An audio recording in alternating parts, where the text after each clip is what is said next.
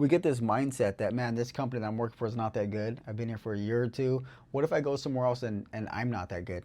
And I end up getting laid off, and then I can't come back here because my job's filled by somebody else. What's up, everyone? Welcome back to the Young Electrician Podcast. My name is Ruben Young, aka the Young Electrician. Here on this podcast, we like to see electricians grow, not just in the field, but also in their personal lives. With that said, today's episode, we are going to be talking about 5 red flags in a company. This is 5 red flags in a company that you should avoid working for. I know we probably all had those negative experiences with companies, and we could probably all name a few, but this episode, I'm going to name some of the ones that I've ran into over the years. Hopefully it helps you guys avoid some of these bad companies. All right, let's hop right into it. Before we get started, we have started a newsletter, and it is called Plug Into The NEC. I'm going to have that linked down below on this video, so hopefully you guys check it out. It's brand new. I have one article up. I'm going to put another one up coming up this week, releasing with this episode. And what we're going to do with Plug In The NEC newsletter is, 1, keep you guys up to date what we're doing at the Young Electrician Podcast, and 2, we just see this huge gap between NEC knowledge and on-the-job training. Obviously, nobody's going to have their code book open while they're at work. We learn from other people. But what that causes is that at the end of your 4 years or 10 years, whatever state you're in, when you're ready to get certified, you're now testing on a book you hardly ever open, except when you were at school, unless you're really lucky and you had a foreman or a journeyman that really pushed you. So this newsletter is to help try to bridge that gap. I would love to see a future where electricians on the field are learning the NEC at the same time, because why work for 5, 10 years and then have to go and take an exam on something completely different? So go check out the Plug Into The NEC newsletter and let us know what you think. All right, let's hop into it. Number 1, a company that doesn't provide PPE. Now, PPE is something your company is supposed to provide for you by law, your safety vest, your hard hat, safety glasses, gloves, stuff like that. Your boots are the only thing you're supposed to provide for yourself that has to do with something that's mandatory on a job site. In regards to PPE, they're not supposed to supply your boots. Think about this. If they don't supply your PPE, if they're not worried about you having your PPE, don't you think they're going to cut corners in other areas of safety? And if there's one thing I learned in the trade, it's that you are the number 1 person who is responsible for your own safety. You can't rely on a company. You can't rely on safety protocols. At the end of the day, you are the one that is responsible to keeping yourself safe. And if your company that you're working for isn't showing that they care with the basic things of PPE, that's probably a company you want to stay away from. And I understand people will say, hey, they're probably like mom and pop shops, they don't have money, and it's kind of hard. But you are asking somebody to come and work for you. You're asking somebody to put themselves in a dangerous position. People die, get hurt, lose limbs every day on job sites. This is a dangerous thing that we do, especially with electricity.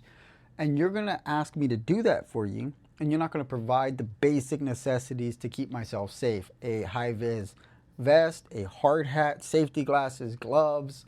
How am I supposed to expect that this company is going to care about getting a harness or proper trenching so a trench doesn't cave in on you? I don't trust them. You shouldn't trust them. 2, and this one sounds more ridiculous than the first one, a company that doesn't provide material. I don't know how many companies I've worked for before. I've worked for a lot of, I don't want to say smaller companies, because they weren't, it's not that they didn't have money. They were smaller because they were cheap. And they would just hire guys on to do a couple jobs for them and then lay people off until the next one. They didn't take care of their employees. They didn't take care of their company. They took care of their own pockets. And I worked for a company one time that did not supply straps. So there was no sliding brackets and there were no straps. And I can't remember what we used to make them, but we would have to go around grabbing pieces of metal. It was a commercial site, so we'd grab metal studs and have to cut them up with tin snips and install them as brackets, because they would not supply sliding brackets. And I can't remember what else they didn't supply, but there was quite a few things, and I just remember thinking, like, I gotta get out of here. They didn't supply PPE at that company. That should have been the first red flag to make me leave. But the real red flag was they didn't supply material. We were makeshifting stuff. We were taking screws from other trades. And it was just a really ridiculous position to be in, working for this kind of a company. So I recommend, if you get to a company, they're not supplying you with the material that you need to finish the job, and then they're expecting you to go above and beyond to finish this job for them, you need to find another company. 3, a company that doesn't encourage growth. Now, you could be working for a company that's really good and they keep you working, they give you your PPE, they give you your material, but there's no room to grow. You're being put into a position that's stunting your career. If you never have the opportunity to become a lead man, if you never have the opportunity to become a foreman, or if you never have the opportunity to just move up and have more responsibility and to be entrusted with more, then you have to really consider, one, do I just want to be a worker? If I want to be a worker, that's fine. That's completely fine. Some people want to be a journeyman. If the pay's right, the benefits are right, it's cool. But some companies limit you to just that. There'll be one foreman and everybody else will be workers. And then nobody else would have an opportunity to move up to be foreman because this person's probably securing his spot. And maybe that company's ran like that for a long time. And what you're doing by staying there is you are limiting your ability to move up, your ability to grow. So I would caution somebody working for a company like that, because it could be comfortable, it could be, it could pay the bills, but you got to ask yourself, what do I want out of my career? Do I want to work for a place that doesn't encourage growth, that wants me to just do one thing over and over again? That's another thing. If you're working for a company and all they want you to do is trim out, or you're working for a company and all they want you to do is trench and do underground or site lighting or whatever it may be, you have to consider, do I want to let this company, because it's not the company's fault, it's your fault if you stay.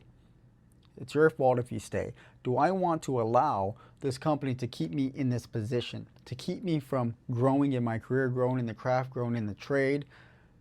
So that's up to you. But I would encourage you and I would caution you away from a company like that, even though they could be well-meaning. 4, a company that sits you down often. I worked for a couple of companies, I worked for a lot of companies, but I worked for a couple of companies that every single year around the same time we'd sit down, or every few months we would sit down. That means you're not working. I'm doing side jobs, I'm trying to keep myself busy, I'm trying to keep my bills paid, and it's not like these companies are paying you for sitting down. They're like, hey, go get unemployment. In my mind, it's like it's a one-sided relationship. When they need something, you're there. They call you, they want you to stop what you're doing. They want you to come back. They got work now. They're sorry that, they had to sit you down. But the reality is that, that's like an abusive relationship, right? It's just one-sided. It has to do with what you could give them, not how they could benefit you. And I tell companies all the time when I get hired on, if you sit me down for more than 2 days, I'm going to leave. I will most likely have a job by that second or third day. Like, it's not, I got a journeyman license, I have a good resume, I could have another job, at least for me. But I usually tell a company that because I want them to realize that, like, if you're considering who to sit down, don't sit me down, because I'm probably not gonna come back.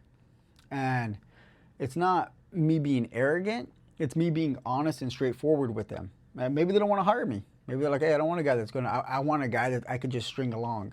And I'm not that guy. So I'd rather them not hire me in the beginning than hire me just to lay me off. Or a couple of times when I was trying to get my contracting company to a good place, I would go and I would work for a company that had a job for like maybe 4 months.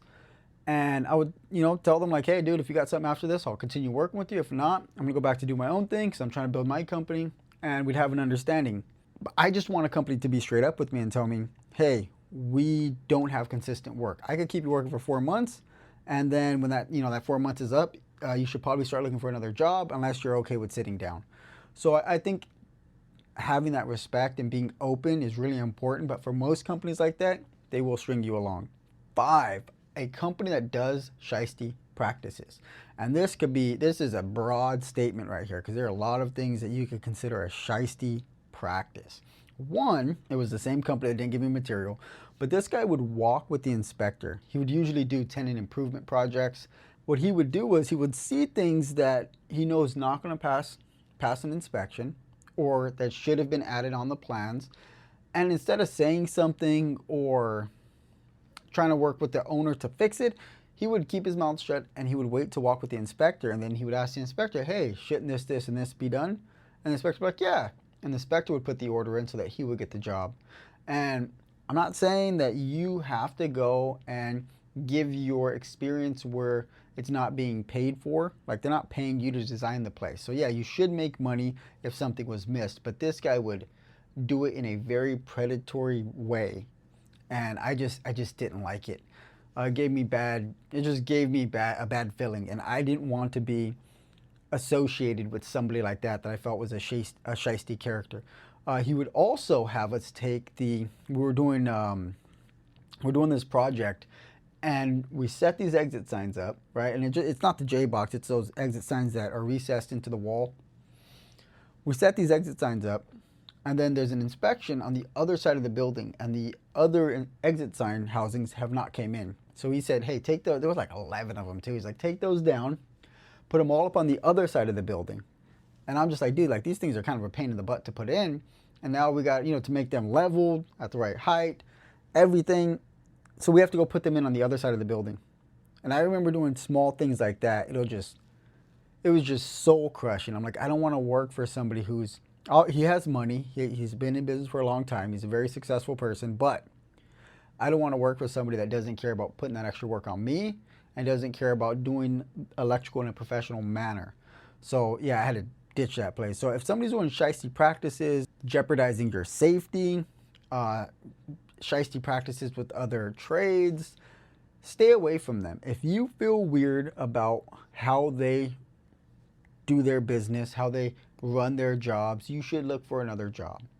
Okay, that's all I got for you guys today. This is a short episode, but these are 5 red flags. I think if a company has them, you should probably try to stay away from them. And the reason I'm making this video is because a lot of people are going to get trapped in companies like this, and you're going to have that fear of the unfamiliar, that fear of moving to another company where you'll probably do better and excel because, one, we get this mindset that, man, this company that I'm working for is not that good. I've been here for a year or two. What if I go somewhere else and I'm not that good? And I end up getting laid off, and then I can't come back here because my job's filled by somebody else. I don't want you guys to be in that position. I want you guys to see that, say, screw this company. They don't deserve to have any good workers here because they don't have good practices. I'm going to go and I'm going to immediately look for another job. Put your 2 weeks notice in if you want. Don't burn that bridge. Up to you. And then go to another company because you need to take care of yourself at the end of the day. And do you really want to work for a company long term that is not going to teach you proper electrical installations, that's not going to teach you proper job site etiquette, that's not going to help you grow and be a good electrician? So with that said, again, hey, check out the newsletter. Let me know about the shiesty companies you guys worked for. Comment that below. I'd love to hear it. And if I could think of some more stories, or if your guys' stories are interesting, I will share them on one of the next episodes of the podcast. Just let me know if I could share it.